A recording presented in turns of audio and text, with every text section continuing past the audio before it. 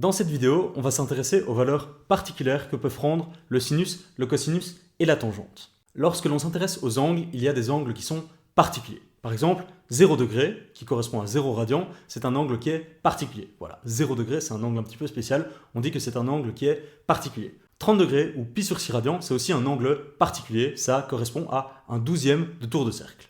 Petite pause pour vous informer que cette vidéo, ce n'est qu'une petite partie d'un cours de trigonométrie bien plus complet. On y parle de sinus, cosinus et tangente, de cercles trigonométriques, de fonctions trigonométriques et de formules trigonométriques. Si vous voulez accéder au cours complet, qui a un prix vraiment abordable, le lien est dans la description. Merci, on peut reprendre la vidéo. 45 degrés ou pi sur 4 radians, ça correspond à un 8e de tour de cercle, et ça aussi c'est un angle qui est dit particulier. 60 degrés, ça correspond à un 6e de tour de cercle, donc pi sur 3 radians, c'est aussi un angle particulier. 90 degrés, ça forcément c'est un angle particulier, c'est l'angle droit, ça correspond à pi demi-radian. Et enfin, 180 degrés, l'angle plat, qui correspond à un demi-tour de cercle, qui vaut pi radian, ça aussi c'est un angle particulier. Le sinus, le cosinus et la tangente de ces angles, ils prennent des valeurs qu'on appelle des valeurs particulières. Dans cette vidéo, c'est à ces valeurs particulières que l'on va s'intéresser. Il est toujours utile de connaître les valeurs du sinus, du cosinus et de la tangente de ces angles particuliers. Idéalement, il faut les retenir par cœur, et c'est pour ça que dans cette vidéo, on va tous les retranscrire sur ce tableau. On va commencer par s'intéresser à l'angle 0 degré.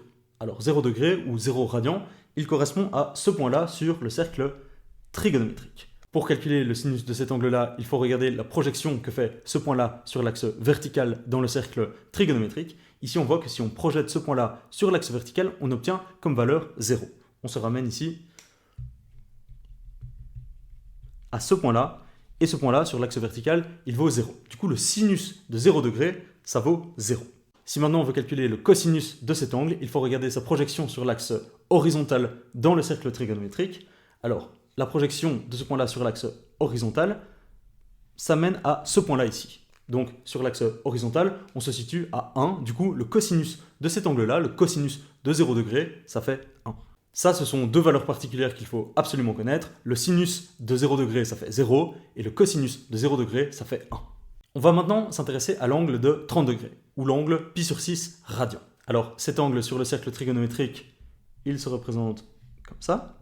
Ici, j'ai 30 degrés. Pour visualiser ce que ça représente le sinus de 30 degrés, il faut projeter cet angle sur l'axe vertical dans le cercle trigonométrique. Et alors, cette longueur ici correspond au sinus de 30 degrés. Alors, cette longueur, en l'occurrence, elle vaut 1,5. Si on tape sur la calculatrice sinus de 30 degrés ou sinus de pi sur 6 radians, on obtient comme valeur 1,5. Si on veut connaître le cosinus de 30 degrés, ici, il faut projeter cet angle sur l'axe horizontal. Et alors, cette longueur-là, elle équivaut à racine carrée de 3 sur 2. Donc, le cosinus de 30 degrés, ça vaut racine carrée de 3 sur 2. On va maintenant s'intéresser à l'angle 45 degrés ou l'angle pi sur 4 radians. Ici, sur le cercle trigonométrique, il se représente comme suit. Alors, le sinus de cet angle, de nouveau, pour le visualiser, il faut faire la projection de cet angle sur l'axe vertical du cercle trigonométrique. Et ici, la valeur de ce segment, sa longueur, elle vaut racine carrée de 2 sur 2. Pour le cosinus, c'est la même chose. Il faut projeter cet angle sur l'axe horizontal du cercle trigonométrique.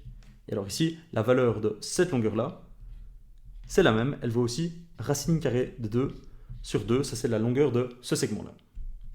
On continue maintenant, on va s'intéresser à l'angle de 60 degrés ou pi sur 3 radians. Ici encore, pour calculer le sinus de cet angle, le sinus de 60 degrés, le sinus de pi sur 3 radians, on projette sur l'axe vertical et la longueur de ce segment-là, elle vaut racine carrée de 3 sur 2. Donc ici, on peut noter racine carrée de 3 sur 2. Si vous tapez sur votre calculatrice sinus de 60 degrés ou sinus de pi sur 3, la calculatrice, elle va vous renvoyer racine carrée de 3 sur 2. Pour calculer la valeur du sinus, ici, comme d'habitude, on projette sur l'axe horizontal dans le cercle trigonométrique. Et ici, la valeur que l'on obtient, c'est 1 sur 2. La longueur de ce segment ici, c'est 1 sur 2. Il coupe ce segment-là qui vaut 1 exactement à sa moitié. Du coup, ici, cosinus 60 degrés, le cosinus de pi sur 3 radians, ça vaut 1 sur 2. On continue, maintenant on va considérer l'angle droit, l'angle de 90 degrés, l'angle de pi sur 2 radians. Alors pour pi sur 2 radians, ici on se situe sur ce point-là, sur le cercle trigonométrique. Alors si on veut calculer le sinus de cet angle-là, il faut regarder la projection sur l'axe vertical de cet angle-là. Ici, on se situe à cet endroit-là. Ici, le sinus de pi demi-radian, le sinus de 90 degrés, il vaut 1. Et alors pour calculer le cosinus, il faut projeter cet angle-là sur l'axe horizontal du cercle trigonométrique. Et ce que l'on obtient, c'est la valeur 0. Donc le cosinus de 90 degrés, le cosinus de pi demi-radian, ça vaut 0. On va maintenant considérer l'angle plat. On va calculer le sinus et le cosinus de l'angle plat. Alors l'angle plat, ici l'angle de 180 degrés, l'angle de pi radian, sur le cercle trigonométrique, il se situe ici. Le sinus de cet angle, c'est sa projection sur l'axe vertical dans le cercle trigonométrique. Du coup, on se situe à cet endroit-là. Le sinus de 180 degrés, ça fait 0, parce qu'ici, on se situe bien sur le 0 sur l'axe vertical. Et alors, pour calculer le cosinus de l'angle plat, le cosinus de 180 degrés, ce qu'il faut faire, c'est projeter cet angle-là sur l'axe horizontal. Ici, si on le projette sur l'axe horizontal, on se retrouve ici. Donc, la valeur que prend le cosinus, c'est moins 1 pour 180 degrés pour pi radian. L'idée ici, c'est maintenant de retenir par cœur toutes les valeurs particulières que peuvent prendre le sinus et le cosinus pour tous ces angles particuliers. En trigonométrie, c'est toujours très pratique de connaître ces valeurs particulières. Alors ces valeurs particulières, elles ne sont pas si difficiles à retenir par cœur. Il existe une symétrie dans ce tableau. Le 0 ici, on le retrouve ici. Le 1,5 ici, on le retrouve ici. Le racine carrée de 2 ici, on le retrouve ici. Le racine carrée de 3 sur 2 ici, on le retrouve ici. Et le 1 ici, on le retrouve ici. Pour calculer les valeurs particulières de la tangente, ce n'est pas très compliqué.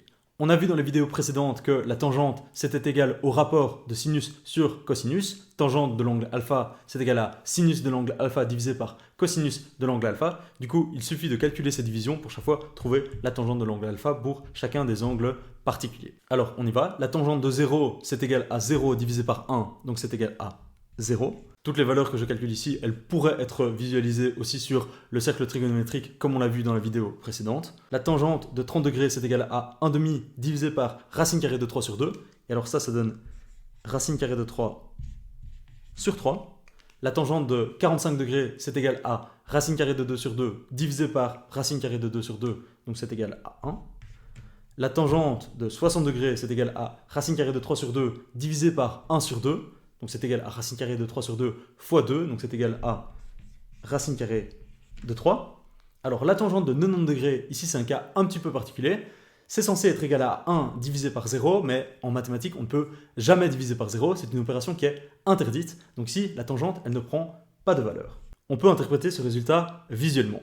Souvenez-vous, sur le cercle trigonométrique, la tangente, ça peut être représenté comme la projection du segment qui dessine l'angle avec l'axe vertical ici qui se situe à droite du cercle trigonométrique. Pour l'angle pi demi, que je peux représenter ici, la continuité de ce segment, elle monte, mais jamais il ne va y avoir d'intersection entre la continuité de ce segment et l'axe vertical ici en rouge. Ces deux droites, elles seront parallèles et du coup, il n'y aura jamais d'intersection. Autrement dit, on ne trouvera jamais de tangente pour l'angle pi demi-radian ou pour l'angle 90 degrés. Si vous essayez de calculer tangente de 90 degrés sur votre calculatrice, la calculatrice, elle va vous renvoyer error. Et enfin, pour l'angle de 180 degrés, si on veut calculer la tangente de 180 degrés, il faut faire la division de 0 par moins 1, et 0 divisé par moins 1, ça fait 0. Donc la tangente de 180 degrés, ça fait 0. On a donc trouvé toutes les valeurs particulières que pouvaient prendre le sinus, le cosinus et la tangente.